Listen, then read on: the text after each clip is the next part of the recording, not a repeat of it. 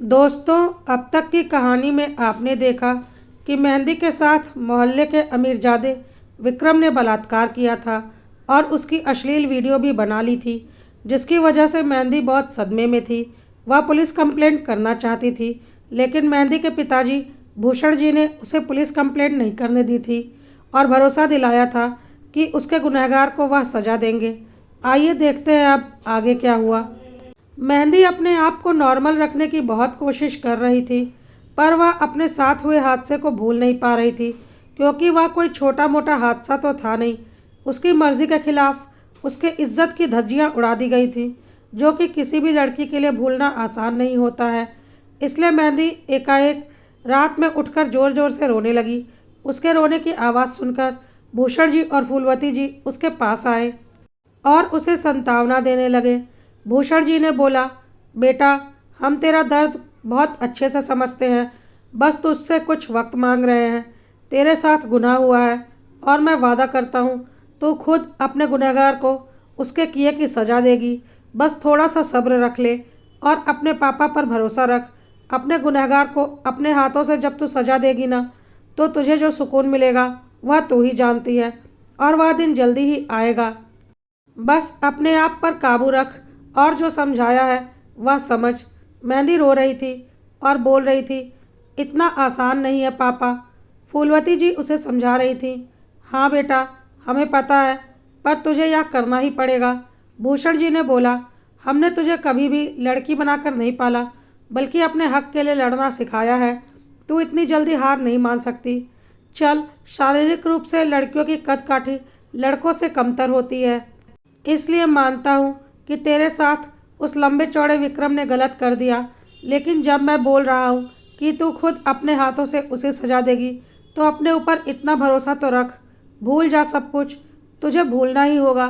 मेहंदी भी अब अपना जी कड़ा कर रही थी और बोल रही थी, पापा, दुनिया के सामने तो मैं सब कुछ भूल जाऊंगी, किसी के सामने कुछ जाहिर नहीं होने दूंगी, लेकिन मैं सच में उस दिन सब कुछ भूलूंगी जब मैं विक्रम को अपने हाथों से सजा दूंगी, और उस दिन का मुझे बेसब्री से इंतज़ार रहेगा। भूषण जी ने बोला, घबरा मत बेटा, वह वक्त जल्द ही आएगा। बस तू कल कॉलेज जाने की तैयारी कर। अगले दिन सुबह मेहंदी बिल्कुल सामान्य तरीके से अपने घर से कॉलेज के लिए निकली, जैसे कुछ भी नहीं हुआ हो। उसने फ़ोन करके अपनी बेस्ट फ्रेंड को भी बुला लिया था और आराम से दोनों दोस्त बस स्टैंड की तरफ कॉलेज जाने के लिए जा रही थी। विक्रम ने इतना बड़ा गुनाह किया था मेहंदी के साथ, इसलिए घबराहट तो उसके अंदर भी थी और उसे लग रहा था कि आज ज़रूर कुछ बहुत बड़ा हंगामा होगा। वह खुद काफ़ी डरा हुआ था और मेहंदी पर नज़र रखा हुआ था, लेकिन जब उसने देखा कि मेहंदी बिल्कुल सामान्य तरीके से अपने दोस्त के साथ कॉलेज के लिए जा रही है और सब कुछ बिल्कुल ठीक ठाक लग रहा है, तो उसे ऐसा लगा कि मेहंदी ने डर के मारे यह बात किसी को भी नहीं बताई है और बात दब गई है। विक्रम ने भी राहत की सांस ली। करीब एक दो दिन तक विक्रम छुप छुप कर मेहंदी का पीछा करता रहा कि कहीं वह उसके खिलाफ कोई एक्शन तो नहीं ले रही, लेकिन उसे सब कुछ सामान्य लग रहा था। मेहंदी के माँ बाप भी बिल्कुल सामान्य तरीके से अपने रोज़मर्रा के कामों में लगे हुए थे। किसी के चेहरे पर कोई शिकन नहीं थी, इसलिए विक्रम को अब यकीन हो गया था कि मेहंदी ने किसी को कुछ नहीं बताया है, और वह भी अब रिलैक्स हो गए थे कि अब कोई गड़बड़ नहीं होगी। विक्रम को इस बात का गुमान था कि उसके फ़ोन में मेहंदी की जो अश्लील वीडियो है, शायद इस डर की वजह से मेहंदी ने अपने मुंह पर ताला लगा लिया है, और वह खुद को बहुत काबिल समझ रहा था कि इतना बड़ा कांड करके भी वह साफ बच निकला है। किसी को कोई खबर नहीं हुई। 2 दिनों के बाद मेहंदी के पिताजी भूषण जी ने अपने घर में मरम्मत का काम लगवा लिया, क्योंकि घर बिल्कुल जर्जर हो रहा था। पास पड़ोस के लोगों ने पूछा भी, क्या भूषण जी, एकाएक मरम्मत का काम लगवा लिया? तो भूषण जी ने बोला, हाँ भाई साहब, बहुत दिनों से घर की मरम्मत करवाने का सोच रहा था, लेकिन वक्त ही नहीं मिल पा रहा था। लेकिन अब बहुत ज़रूरी हो गया है, घर जर्जर होता जा रहा है, तो मरम्मत तो करवाना ही पड़ेगा। पड़ोसियों ने बोला, हाँ बिल्कुल सही बात है, आपका तो मकान काफ़ी पुराना हो चुका है और मरम्मत की तो ज़रूरत है। बहुत सामान्य तरीके से सब कुछ चल रहा था। मेहंदी यह सब कुछ देखकर परेशान हो रही थी। कहाँ उसके पापा उसका बदला लेने की बातें कर रहे थे और कहाँ बिल्कुल सामान्य होकर घर में मरम्मत का काम लगवा लिया। घर में दिन भर हथौड़ियों की आवाज़, ईंट बालू सीमेंट की धूल मिट्टी हो रही थी। मेहंदी ने भूषण जी से बोला, पापा, एक तो ऐसे ही मैं परेशान हूँ, ऊपर से मेरे एग्ज़ाम आने वाले हैं और आपने यह क्या बखेड़ा खड़ा कर दिया। इसी वक्त घर में इतना शोरगुल शुरू कर दिया। आपको तो सब कुछ पता ही है, उसके बाद भी आपको इसी वक्त पर घर की मरम्मत कराने की सूझी। कहाँ आप बड़ी बड़ी बातें कर रहे थे। भूषण जी ने बोला, क्या तुझे अपने पापा पर भरोसा नहीं। मेहंदी चुप हो गई क्योंकि उसे अपने पापा पर पूरा भरोसा था। भूषण जी ने बोला, तूने पूरे साल पढ़ाई तो की ही होगी, अगर 10-12 दिन तेरी पढ़ाई डिस्टर्ब होती है तो उससे कोई ख़ास फ़र्क नहीं पड़ेगा।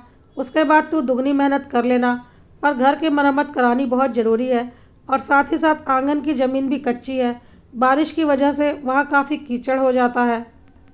तो मैं सोच रहा हूँ लगे हाथ मैं वहाँ टाइल्स लगा दिया करूँगा। दिन में तो वक्त नहीं मिलेगा क्योंकि मैं खुद अपने काम पर जाऊँगा, तो दिन में घर की मरम्मत का काम हुआ करेगा और रात में मैं अपने टाइल्स का काम कर लिया करूँगा ताकि बरसात में इस बार कीचड़ ना हो। मेहंदी और फूलमती जी को कुछ समझ में नहीं आ रहा था और उन्होंने बोला, आपको जो दिल में आए कीजिए। आप क्या करना चाह रहे हैं वह तो आप ही जानते होंगे। और सच में भूषण जी ही जानते थे कि वह क्या करना चाहते थे। उन्होंने रात में अपने घर के आंगन में टाइल्स लगाने का काम शुरू कर दिया था और रात में वह आंगन को नाप कर उसके हिसाब से टाइल्स वगैरह काटा करते थे। पड़ोसियों ने एक दो बार बोला भी, क्या भूषण जी, दिन भर आपके घर में हथौड़ी और ईंटों की आवाज़ आती है और रात में आप टाइल्स लगाते रहते हैं, कितना शोर होता है रात में। भूषण जी ने बोला, माफ़ी चाहता हूँ, पर अब घर में काम लगा है तो मैंने सोचा लगे हाथ आंगन में भी टाइल्स लगा दूँ। बहुत कीचड़ हो जाता है बरसात के दिनों में क्योंकि आंगन की ज़मीन कच्ची है। कुछ दिन आप लोगों को परेशानी होगी, पर साथ ही साथ अगर दोनों काम निपट जाएंगे तो हमेशा के लिए आसानी हो जाएगी। दिन में तो मैं काम नहीं कर सकता ना, वरना मैं अपना काम कैसे करूँगा, फिर मेरी कमाई कैसे होगी। पड़ोसियों को एक दूसरे की परेशानी अच्छे से समझ में आती थी, इसलिए उन लोगों ने बोला, सही बात है, अब आसपास रहना है तो इतना एडजस्ट तो करना ही पड़ेगा। भूषण जी ने बोला, मैं जल्दी से जल्दी अपने घर का काम खत्म करवाने की कोशिश कर रहा हूँ। दिन रात काम चल रहा है, आप लोग टेंशन मत लीजिए, जल्दी से सारा काम पूरा हो जाएगा। क्योंकि मेहंदी के भी एग्ज़ाम आने वाले हैं, वह भी हल्ला कर रही है कि जल्दी से यह सारा काम खत्म करवाओ। अभी तक भी सब कुछ सामान्य लग रहा था। विक्रम आराम से अपनी नॉर्मल दिनचर्या में लौट आया था और लगभग सब कुछ भूल चुका था क्योंकि वह पूरी तरह से आश्वस्त था कि मेहंदी ने किसी को कुछ नहीं बताया है। पूरे मोहल्ले में किसी को कुछ भनक नहीं थी कि मोहल्ले में कोई कांड भी हुआ है। मेहंदी के घर का काम अब लगभग खत्म हो चुका था, बस थोड़ी सी टाइल्स लगनी बाकी थी। घर के मरम्मत का काम तो पूरा हो चुका था और सारे मिस्त्री मजदूर भी अब जा चुके थे। एक दो दिन में टाइल्स का काम भी पूरा हो जाता। अब भूषण जी ने अपनी बेटी मेहंदी से बोला, बेटा, आज तू तैयार रहना, आज तू अपने गुनहगार से अपना बदला खुद लेगी, तेरा बाप उसका इंतज़ाम करेगा। सुनकर मेहंदी हैरानी से अपने पापा की ओर देखने लगी, उसे कुछ समझ में नहीं आ रहा था। फूलवती जी भी भूषण जी की ओर देख रही थी। भूषण जी आंखों ही आंखों में दोनों को शांत रहने के लिए कह रहे थे और फिर बोले, कल मोहल्ले में बिल्कुल आखिर वाले घर में शादी है जो कि मोहल्ले के बिल्कुल कोने में पड़ता है। सारे मोहल्ले के लोग वहाँ जाएंगे ही जाएंगे। कल मैं कुछ ऐसा इंतज़ाम करूँगा कि विक्रम खुद ब खुद हमारे घर आ जाएगा और किसी को कुछ पता नहीं चलेगा। फिर तू अपना बदला आराम से लेना। मेहंदी को अभी भी कुछ समझ में नहीं आ रहा था। उसने बोला, ऐसे कैसे होगा पापा। भूषण जी ने बोला, वह सारी चिंता तू मेरे ऊपर छोड़ दे, बस जैसे नॉर्मल अब तक सब रह रहे थे वैसे ही तू रह। उसके बाद अगले दिन शाम को भूषण जी बाहर निकल गए। उन्हें बहुत अच्छे से पता था कि शाम के वक्त वह आवारा विक्रम मोहल्ले के किनारे के खेतों में दारू पीता रहता है। भूषण जी जानबूझकर उसी साइड गए और फ़ोन पर बात करते हुए वहाँ से निकल रहे थे कि हाँ हाँ, आज आपके यहाँ शादी है, हमें पता है। अब मेहंदी का तो एग्ज़ाम है, वह तो घर पर पढ़ाई करेगी, मैं और मेहंदी की मम्मी ज़रूर आएंगे। जानबूझकर भूषण जी ने यह बात विक्रम के सामने की थी ताकि उसके कानों में पड़ जाए, और बोलते बोलते वह विक्रम से टकरा भी गए थे और मौका पाकर विक्रम का फ़ोन अपने कब्जे में ले लिया था। शराब के नशे की वजह से विक्रम देख नहीं पाया था और फिर भूषण जी उसका फ़ोन लेते हुए आगे बढ़ गए थे। विक्रम ने अच्छे से सुना था कि भूषण जी और फूलवती जी शादी में जाएंगे और उसके पास अच्छा मौका था मेहंदी के पास जाने का और दोबारा उसके साथ वही कुकर्म करने का, क्योंकि एक बार इतना बड़ा कुकर्म करके उसे कोई सज़ा नहीं मिली थी, तो उसके अंदर का राक्षस फिर से जाग चुका था। भूषण जी ने विक्रम का मोबाइल आगे ले जाकर उसे पत्थरों से तोड़ दिया और फिर उस टूटे हुए मोबाइल को गांव के किनारे के दलदल में फेंक दिया, जहां से वह मोबाइल कभी नहीं निकलता। विक्रम को अभी तक नहीं पता था कि उसका मोबाइल गुम हो चुका है। वह तो अभी तक खेतों में बैठा हुआ था ताकि मौका पाकर मेहंदी के पास जा सके। थोड़ी देर के बाद विक्रम छुपता छुपाता मेहंदी के घर के आसपास ही मंडरा रहा था ताकि वह भूषण जी पर नज़र रख सके कि वह निकले या नहीं। थोड़ी देर के बाद विक्रम ने देखा कि मेहंदी के मम्मी पापा तैयार होकर शादी के घर में जाने के लिए निकल रहे हैं और मेहंदी से बोल रहे हैं कि दरवाज़ा लगा ले, हमें आने में थोड़ा वक्त लगेगा। बस विक्रम इसी मौके की तलाश में था। जैसे ही मेहंदी के मम्मी पापा थोड़ी दूर गए होंगे, विक्रम छुपते छुपाते मेहंदी के घर पहुंच चुका था और उसने बेल बजा दी। मेहंदी ने जैसे ही दरवाज़ा खोला, विक्रम ज़बरदस्ती अंदर घुस गया और दरवाज़ा अंदर से बंद कर लिया। उसे देखकर मेहंदी हैरान हो गई। उसने बोला, क्यों मेहंदी, उस दिन मज़ा आया था ना, चलो आज फिर मज़े करते हैं। मुझे पता है तुम्हारे घर पर कोई नहीं है। मेहंदी ने बोला, तुम्हारी हिम्मत कैसे हुई यहाँ आने की। विक्रम ने बोला, वह सब छोड़ो, अब तो मैं आ गया हूँ तो तुम्हें मेरी बात माननी ही पड़ेगी। भूलो मत, तुम्हारी वीडियो मेरे पास है। मेहंदी अभी कुछ बोलती उसके पहले ही विक्रम मेहंदी की ओर लपका, लेकिन तब तक भूषण जी विक्रम के सामने आ चुके थे, जिसे देखकर वह हड़बड़ा गया और बोला, आप तो शादी में गए थे ना। भूषण जी ने बोला, हाँ, मैं आगे के दरवाजे से शादी में गया था और पीछे के दरवाजे से वापस भी आ गया। तुमने मुझे देखा भी नहीं और यही तो मैं चाहता था। मेहंदी की माँ अकेले शादी में गई थी ताकि किसी को कोई शक ना हो, और वहाँ पर उन्होंने बोल दिया था कि मेहंदी का एग्ज़ाम है, इसलिए मेहंदी पढ़ाई कर रही है और मेहंदी के पापा को कल से बहुत बड़ा ठेका मिल चुका है, तो उन्हें बहुत काम है, तो आज उन्हें हर हाल में अपने घर में टाइल्स का काम पूरा करना ही होगा, नहीं तो फिर काम अधूरा छूट जाएगा। कल से तो उन्हें बिल्कुल वक्त नहीं मिलेगा, इसलिए वह अपने घर में टाइल्स का काम पूरा कर रहे हैं। सब कुछ बिल्कुल सामान्य तरीके से चल रहा था, किसी को कोई शक नहीं हो रहा था, और होता भी क्यों, कोई कुछ जानता ही नहीं था कि मेहंदी के साथ कोई कांड भी हुआ था। भूषण जी ने विक्रम को पकड़कर कुर्सी से बांध दिया। विक्रम बोल रहा था, भूलो मत, मेरे पास मेहंदी की वीडियो है। तो भूषण जी ने कहा, अच्छा, कौन सी वीडियो, जो तुम्हारे मोबाइल में है? ज़रा देखो तो, तुम्हारा मोबाइल तुम्हारे पास है क्या? तब विक्रम ने देखा उसके पास तो उसका मोबाइल ही नहीं है। विक्रम अब घबरा गया था। उसने बोला, मैं चिल्लाऊंगा।